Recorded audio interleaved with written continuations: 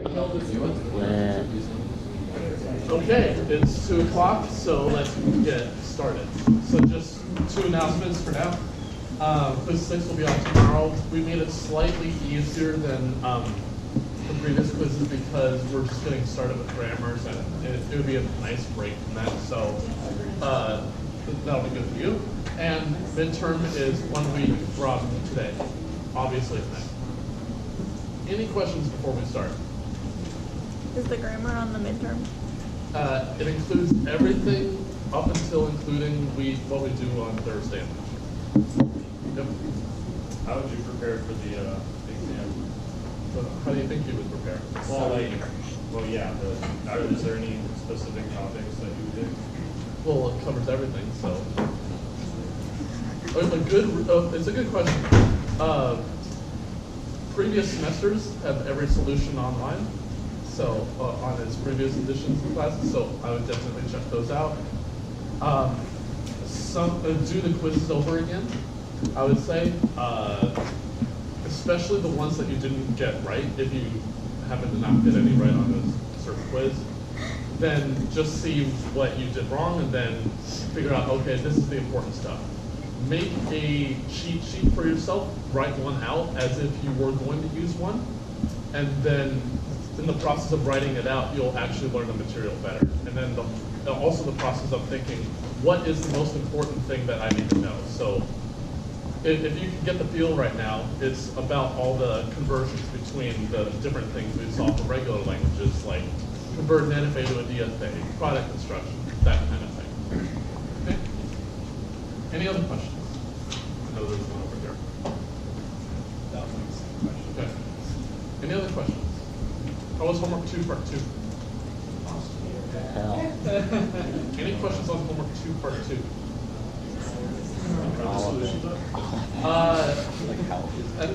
I've been pretty lazy. I have 2 questions left, although they're pretty simple to do. Questions 2 and 3, I've done the other part. I've done part 2. So, any questions about homework 2? So solutions are not up yet, but I can answer any questions about it. So everyone did perfectly on it, right? So why are there no questions then?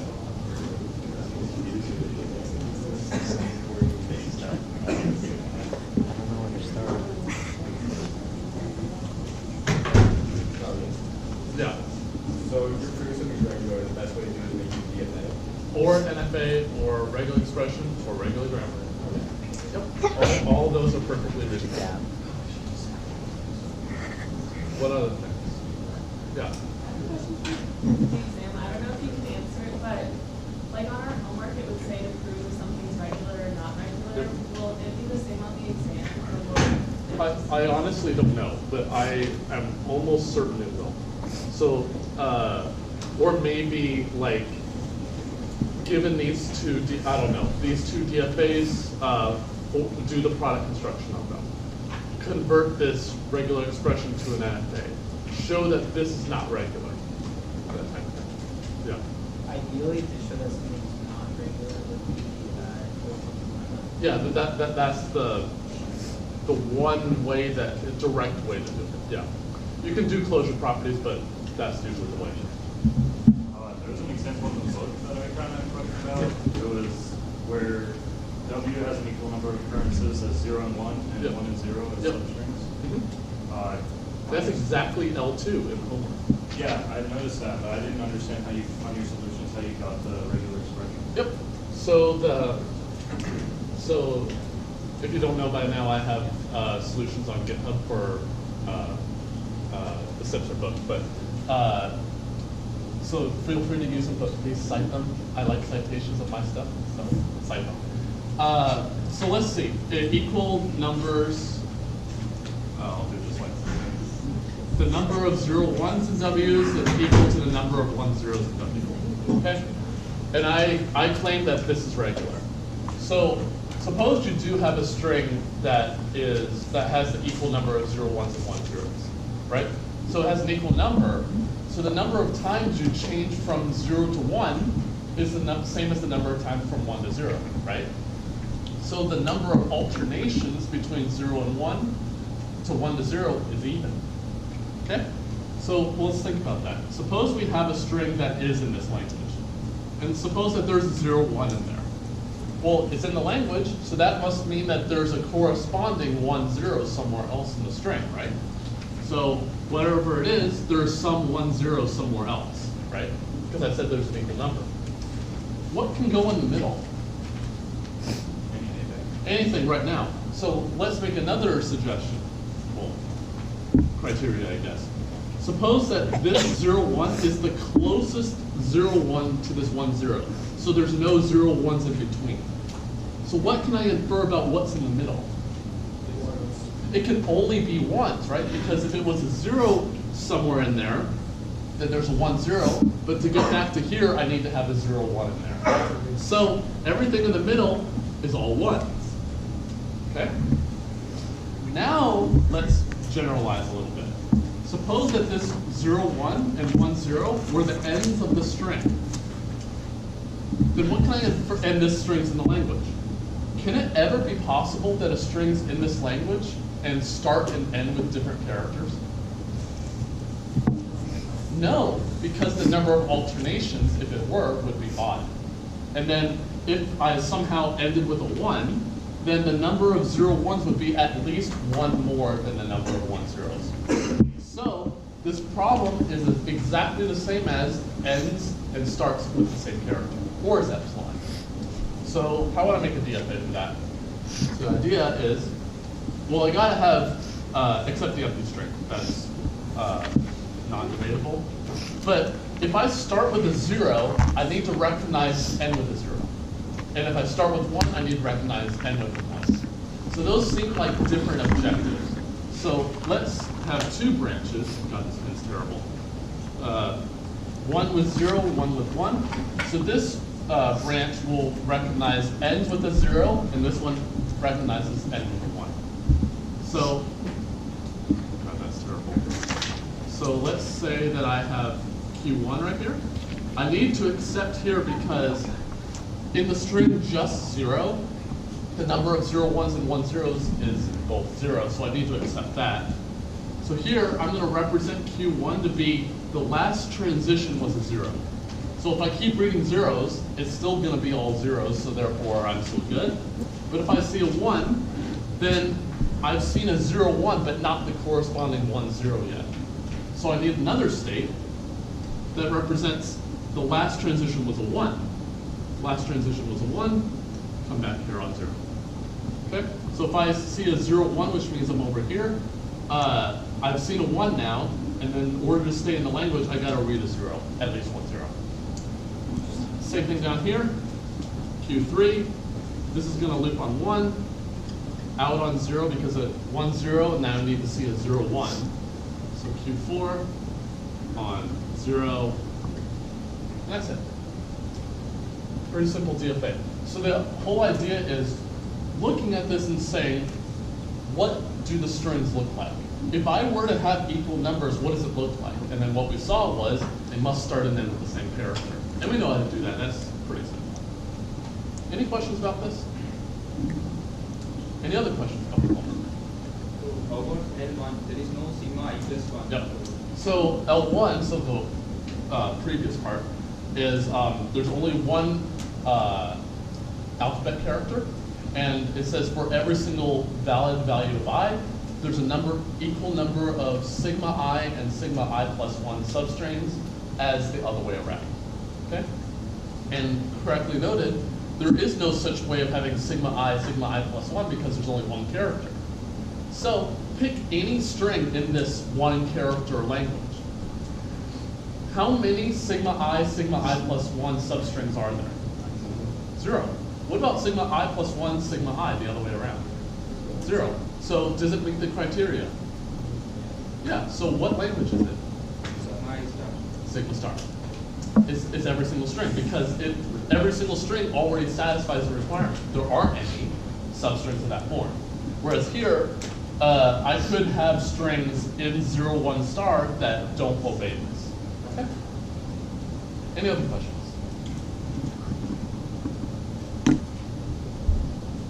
Last part of the homework, like having the regular language and having subsequence of another regular language.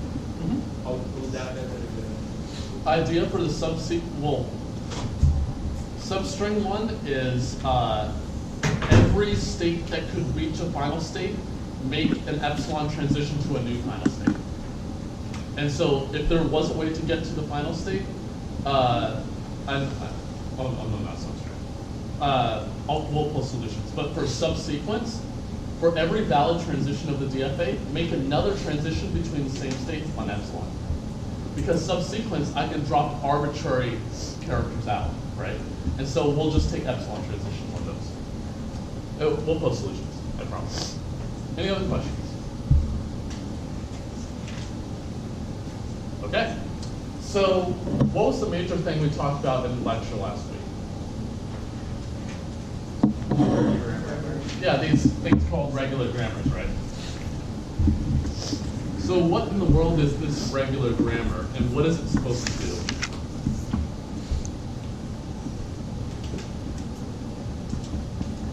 Well, we have a machine model for regular languages and advanced DFAs. We have a way of describing languages as like some kind of string thing called regular expressions. What do grammars do?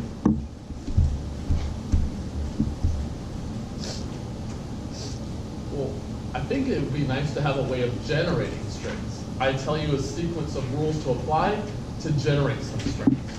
Okay? So how am I going to generate strings? What do I need? Well, I need rules, but what is in the rules? Like terminals and non-terminals? Yeah, terminals and non-terminals. So I'm going to call them variables, but equivalently terminals, non-terminals. So I'm going to have two things so far. B is a finite set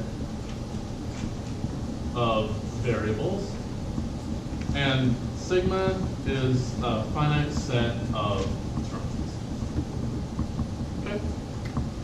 And obviously, what we want is to generate a string full of terminals. All right, well, what other pieces do I have? Well, if I have variables, I should have a start variable, right? I need to start somewhere, right? So I'm going to have a start variable. So S is the start variable. But what else do I have? What else do I have? Someone said it. Rules, right, yeah. I need some kind of set of rules. So R, finite set of rules, all right? So I get finite set, member of finite set, but this doesn't really tell me much, the rules so far. So how are the rules made up in a regular grammar? What kinds of rules am I allowed to have?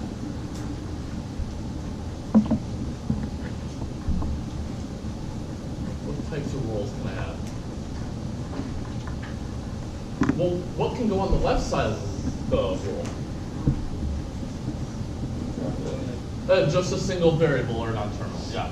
So the types of rules we're allowed to have are, it always has to have a single variable on the left-hand side, nothing else.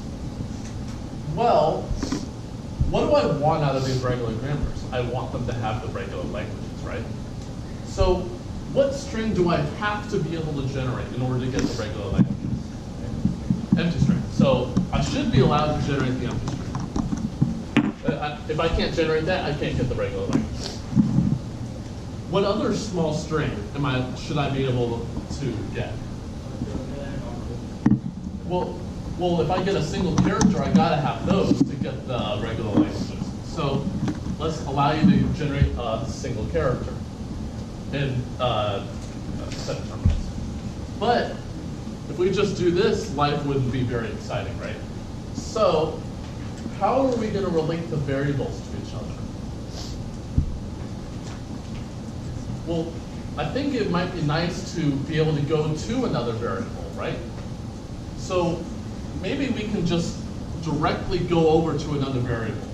So whenever I see an A, I replace it with a B. But what else should I be able to do? read a terminal and go to another variable. Actually, it's nice to prove that if I omit this last one, then I can only generate epsilon for a single character. Because this rule is not going to generate any terminals. But these ones are the only ones that can generate anything that's not a variable. So we have to have this rule because I wouldn't be able to get the regular languages otherwise. So that's actually the thing that we showed. How did we show that regular grammars recognize the regular languages? What was the main process behind that?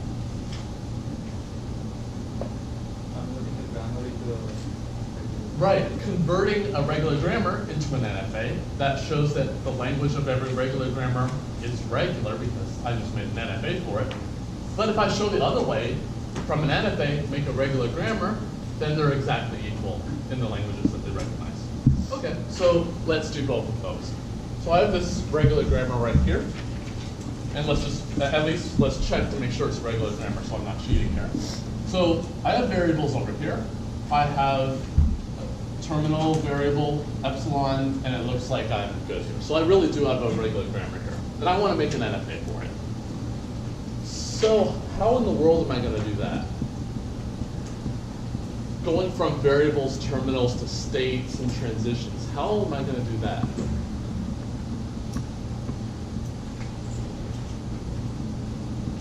Okay, any thoughts? What's that? We'll get there. But how am I going to relate the variables and terminals to, say, the transitions and states? Here's a question. How many variables could I ever have on the right-hand side?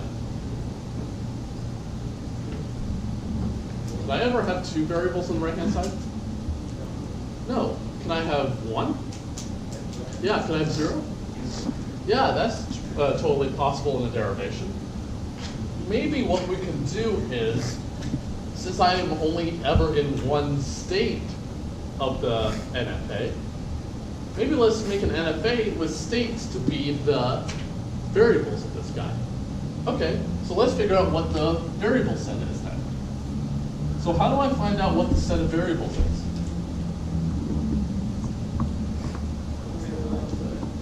Well, where do I look to find that? The left side of the rules, right? Well, what if, maybe it's not true here, but what if I had another variable on the right-hand side that wasn't present on the left? Can I have that? No, because, or I shouldn't be allowed to have that because this, if I try to apply A goes to B, then I can't replace B with anything else. And I wouldn't be able to generate anything with it. So all I need to do is look on the left side of the rules, and S, T, and A are the only things. S, T, and A are my variables. Oh, so our idea is make the variable set the state set of the NFA. So let's make 3 states. S, T, and A. So good so far. Okay, well, I also have to figure out what my terminal set is, right? So how do I find out what the terminals are?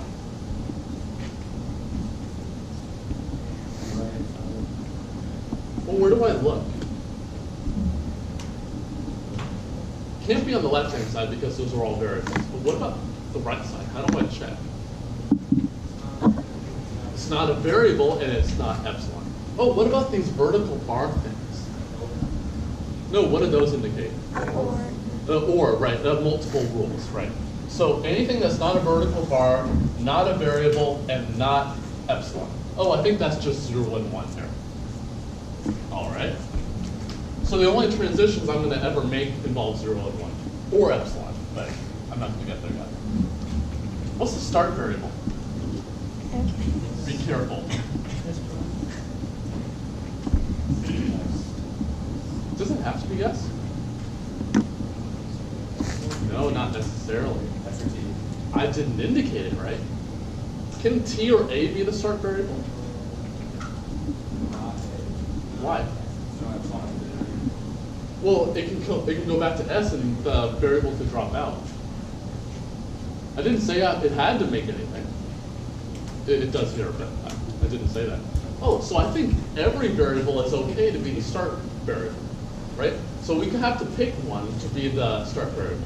I'm going to use S here, but it's perfectly okay to have chosen one of the other two variables. There's nothing in the definition that says you have to choose a certain variable, even if it's called S.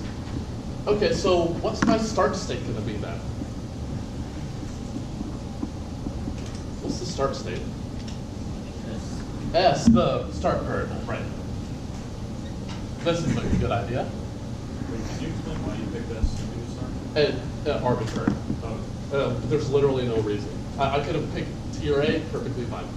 Okay, so it never mattered. It'll change the language of the grammar, obviously, but it's never wrong to pick something else. No. How do you know which one is the start variable on the grammar? You can just say like start variable equals S or indicate it here. Yeah.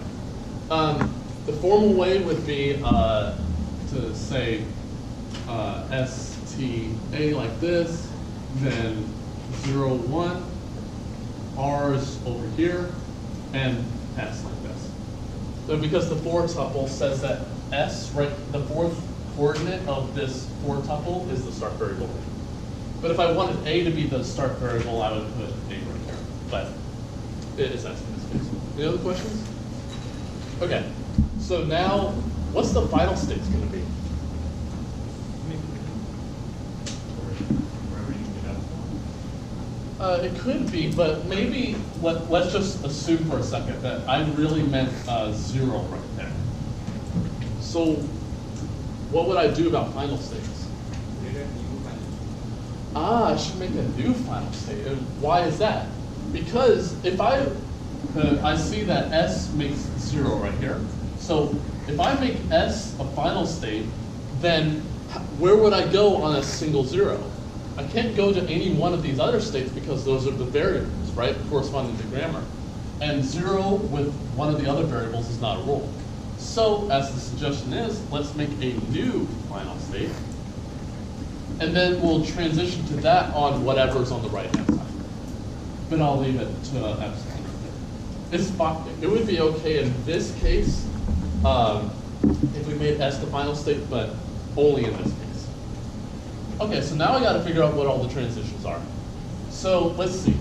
Maybe we can go through the rules and figure out what the transitions are. So if I see S goes to 0t, what should the transition be? Right, I think I should go transition from state S to state T reading a 0. So just remember that the grammar is generating strings, and we're trying to recognize the set of strings that it generates. And we're doing that by the transitions here. Okay, so it says S to epsilon. Oh wait, what should I do there? Go to the final state on epsilon. Good. Go down to here on epsilon. Okay. T goes to 1A. Where is that going to go? T goes to A on 1. Perfect. T goes to 0T. Loop itself on 0. T. Oh, thank you. I make mistakes too. All right, good. I think that's all T's rules. And then A to 1S, I think that goes from state A to state S on 1. A to 1A, so here's the self loop that I needed. 1. And A to 0T, so A goes to T on 2. Pretty simple. All we do is just add a single state, and then for every single one of the rules, just make a transition on each. Okay? What if instead I left this back as 0? What should I do instead? Right, change this epsilon to a 0. Right, no changes there. So if you have one of the two cases where there's a single variable on the right-hand side, if it has a terminal with it, make a non-empty transition. If it has a variable, make an empty transition. And then single character from that state to the new final state, epsilon, epsilon to that state. All right, it's pretty simple. Any questions about that? Yeah.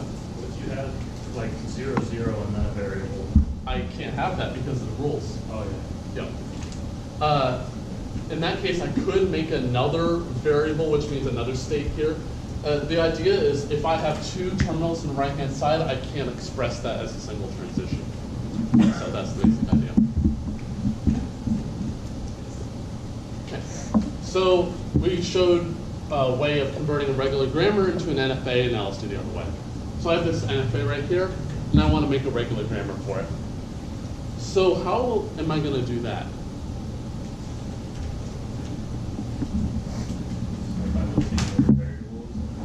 Okay, maybe we can try this almost the exact same idea in reverse. Well, I have states right here. Maybe we can represent those as variables in the grammar that I'm going to make. Okay, well, I see Q0, 1, 2, and 3, so I think those should be my variables. Yeah, so variables is Q0, Q1, Q2, Q3. It's pretty obvious that the alphabet should be A and B, because those are the only things on the transitions. And then I'll figure out the rules in a second, but what is the start variable? The Q0, the start state of the NFA. Yeah. Sorry? Okay. So I think I need to now make the rules. So how am I going to find out what the rules are? Well, I think we should look at the transitions. So let's look at Q0's transition. So Q0 is going to produce stuff. Well, where does it go on symbol A? Q2. The Q2. So I should produce terminal character A, and then go over to the variable Q2. So A followed by Q2. And I think that's everywhere you can go on A. What about B? Q0 and Q1. So how many rules should I make for that? 2, right? One for each of those two cases. So B and Q0, or B and Q1. Now I've got to do Q1's rules. Q1 goes where on A? Q0. Q0, so A, Q0. What about on B? It goes nowhere. Do I need to make a rule for that? No, because the grammar only concerns with the strings we can generate down. Since it goes to a final state, do you need to also do more? We'll worry about that at the end. Don't rush it. All right, so I don't need to make the one for B because there isn't a transition. Q2, where do I go from Q2 on A? Go to Q1, so A, Q1, and then it goes Q2 on itself to B, so B, Q2, and it goes over also to Q1 on B, so B, Q1. Any other rules for Q2? Q3. Right, I need to be able to go to Q3 without producing any characters, so go to Q3 directly. And then what is Q3 going to do? It's going to go to itself. All right, that's pretty easy. For the grammar as is, what's its language? It's empty. Why? Can it produce anything? No, because every right-hand side so far has a variable on it. So the variable will never go away. So what should I do? Cry in the corner? Yeah. Yeah. So what do I do with the grammar that I have now? Well, Q0 should go to epsilon. Right, yeah. I should have a rule for every final state, it goes to epsilon. And why is that? Because if I can get to there, I should have a way of dropping the variable that I've generated so far, and that just means produce epsilon. Cool. So any questions on that? Yeah. So for B, Q0, shouldn't it just be B since it's going to the final state? But Q0 could still go on. That would be okay. Actually, that's a good point. Could I put this, yeah, like this?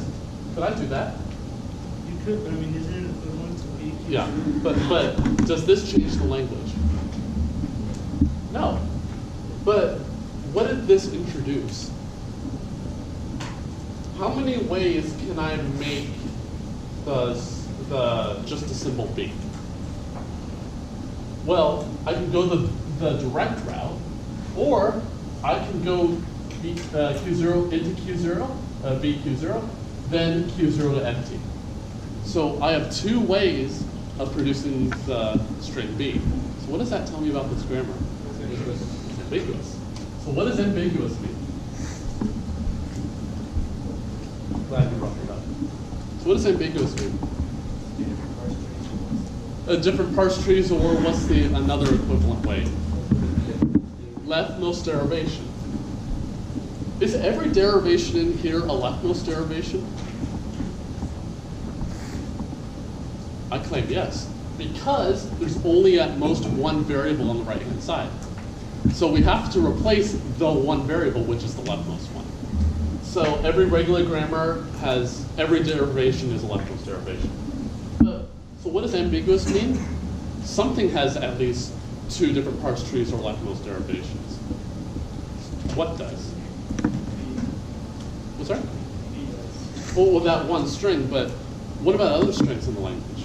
Do I care about those? Do I care about, like, say, the string A, if it has? I don't think so. We found that it's ambiguous by looking at one string.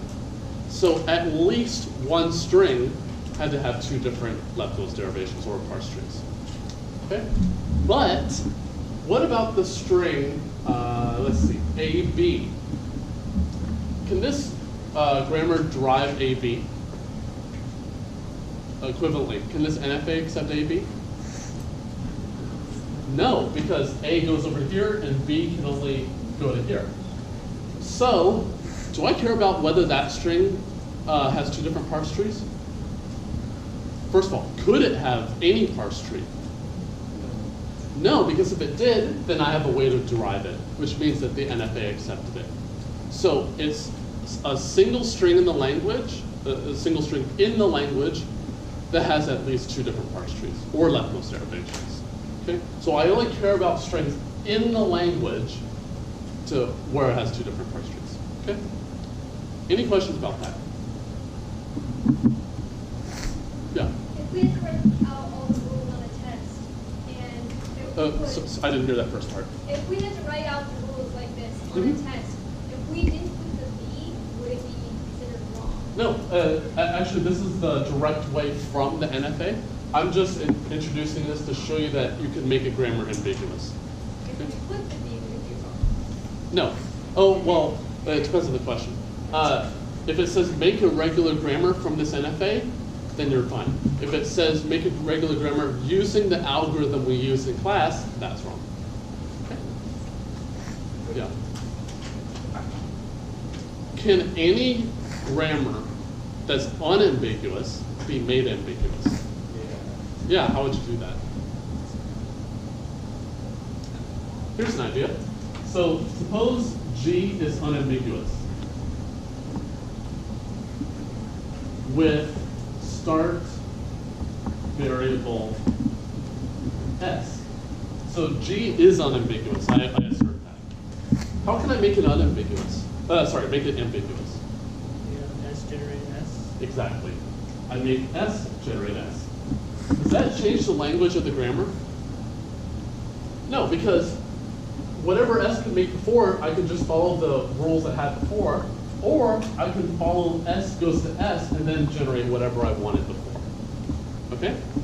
But that actually, every single string in this language now has two different leftmost derivations. Because if it had one, now it has two. So this grammar is now ambiguous. Okay? So every unambiguous grammar can be made ambiguous, but not necessarily the other way. Any questions about this?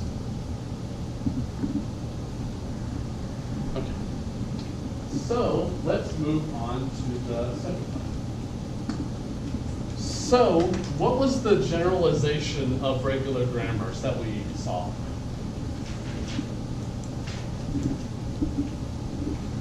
also has 3 letters. Instead of regular grammar, what other type of grammar? Context free grammar. Yeah. So context free grammar. So what's the difference between a regular and a context free grammar? Well, since it's a grammar, I still want to be generating things, but what part of the definition is going to change here? Yeah, the rules I think are going to change. I still want variables, I still want terminals, I still need a start variable, so the rules are going to change. So what types of rules should I be allowed to have then?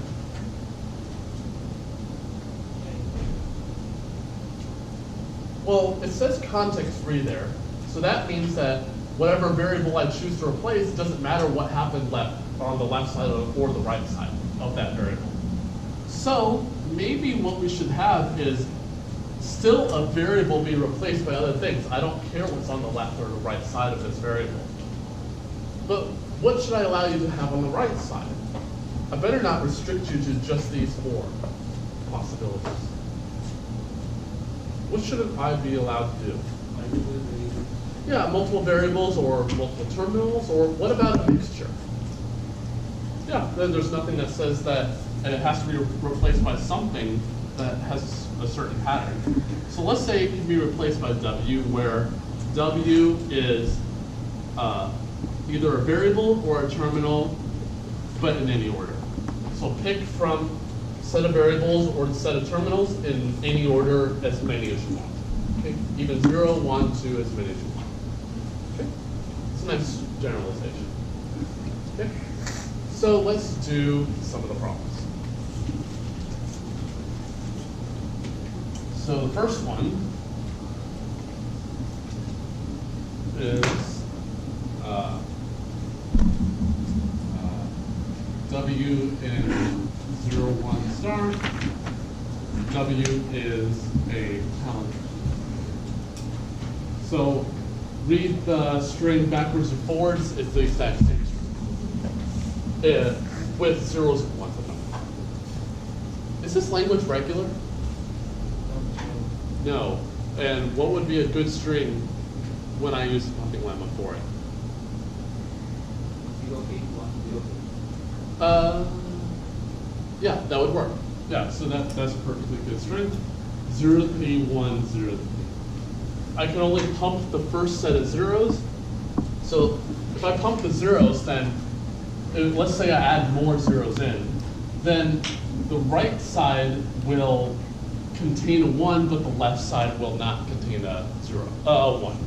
So therefore, there can't possibly be a palindrome anymore. Yeah, can't be a palindrome. Okay, so, but I just said that we can make a context-free grammar for it. So how am I going to do that? I clearly can't make a regular grammar for it, but can I make a context-free grammar for it? Yeah, how would I do that?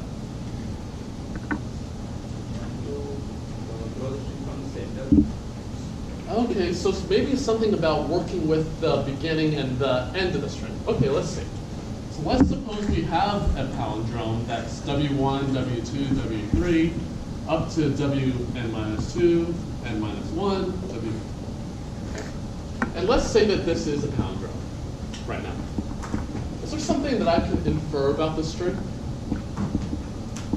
If it's a palindrome?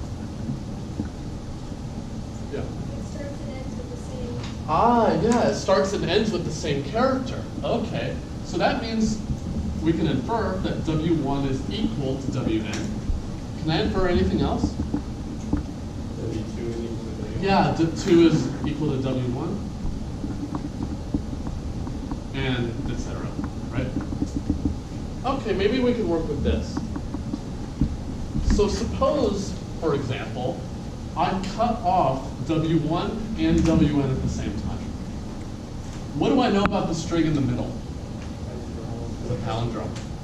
Ah, so maybe what we can do is lop off the first and the last character and recursively call ourselves. But then now, what do we have to think about if we're doing recursion? The base case, right? So what's a base case of this? epsilon, right? But that only works if I have an even length string at the start, because I'm taking 2 characters off at a time. So what's another base case? Just a single 0 or a single 1? Okay, so let's make a variable. So S is going to represent all of the palindromes. So I need to handle this case right here where I take 2 characters off and recursively call myself. So that means I'm going to generate a single character, let's say 0. Well, I gotta, at the end, generate the exact same character because it's a palindrome. So 0's gotta be at the end. But what goes in the middle? S. S, good. All right. But then I gotta do the same thing for 1. So S1, S1.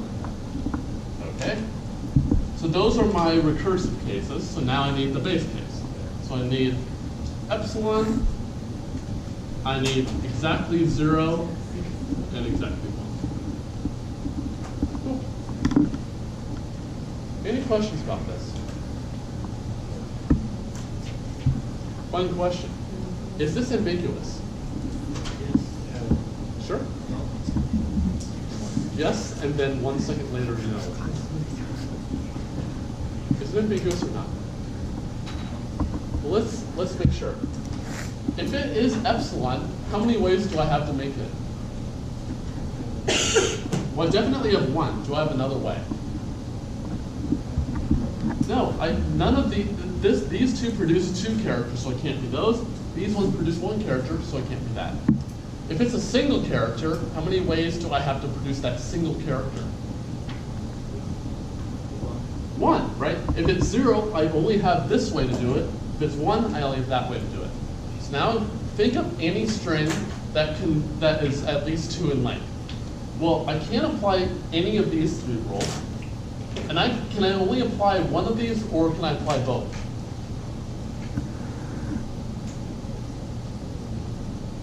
If I can apply both, well, that means that that 0 is equal to 1.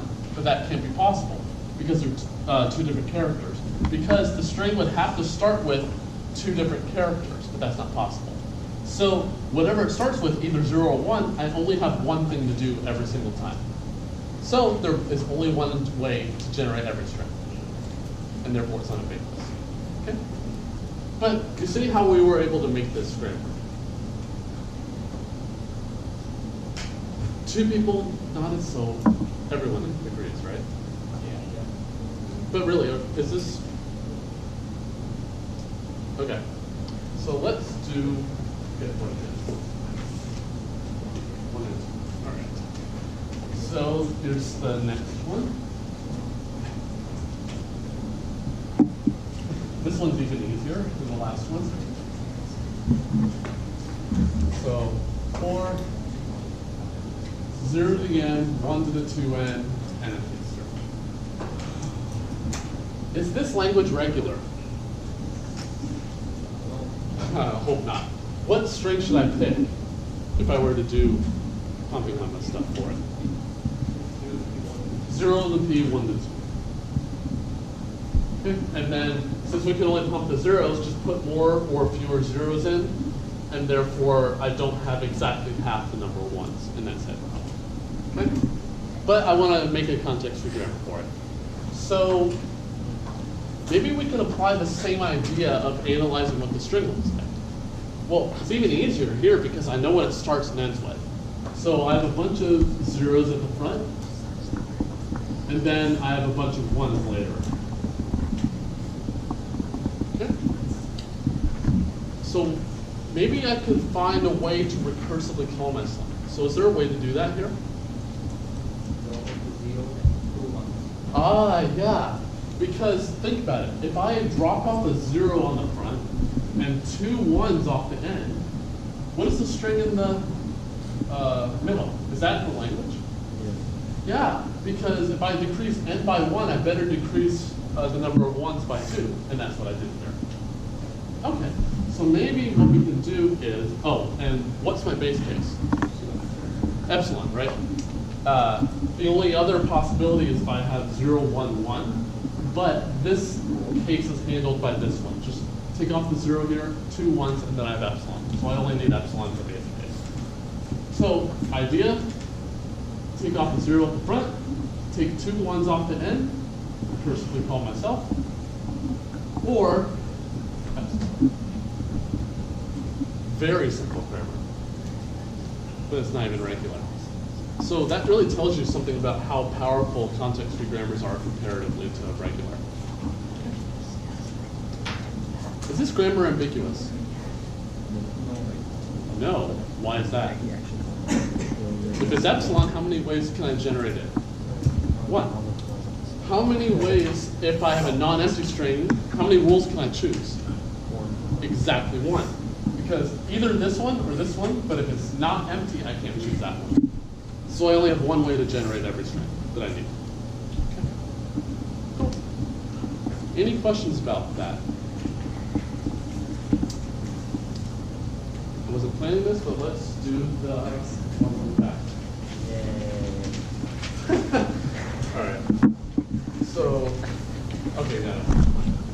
So the first question says, if G is a CFG in CNF, then it's ambiguous. So, what is CNF? I know CFG.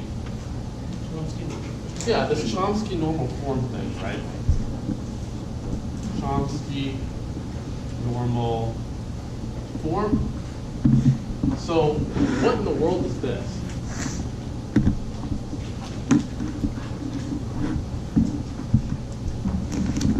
Chomsky Normal Form, what is that?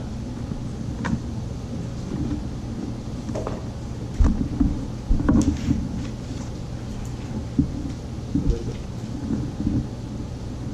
No one knows? It helps try to avoid ambiguity, but I can't avoid it in every case. But it can help, right? I may have many ways of generating, say, the empty string, but I want to reduce that. So, but what else does it allow us to do? I think it's a restriction on types of rules that we can have again. Well, let's see. What types of rules can I have? Well, I still gotta be able to generate the generate single characters. I still need to have that ability. But what about the empty string? Only the start variable can generate it. And then, but then we still have to have the ability to go to other variables. So I gotta have a variable go to at least 1 more variable. But if I do that, then I don't even have regular languages yet. So I think I need at least 2 variables. And where B and C are not the start variable. Because if I allow it to be the start variable, then I can conceivably come back to the start variable and generate epsilon in 2 different ways. So it helps reduce the ambiguity in terms of the empty string, but not necessarily otherwise. Okay. Why do we care about this? First of all, how many of you are in 340 or have taken it? How many of you know about first of all sets? These things are much easier to generate first of all sets with than an arbitrary CFG.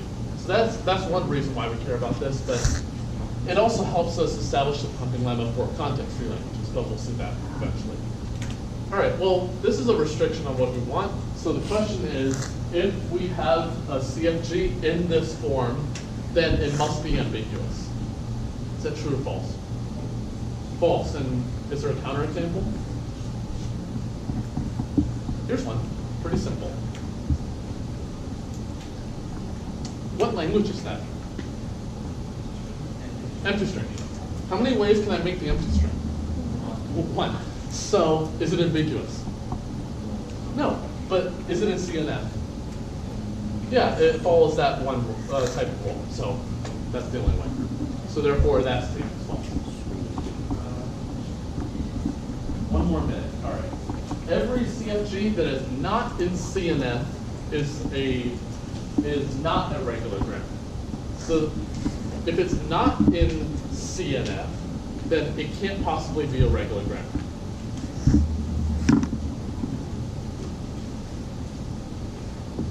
I think yeah, that's not CNF. Any counterexample? Here's one. Append to this one with. Is that in CNF? No. Is it a regular grammar? Yeah. And it's regular language too because it's a regular grammar. So that's a counterexample. Okay. Any questions otherwise? All right. Let's see you next week.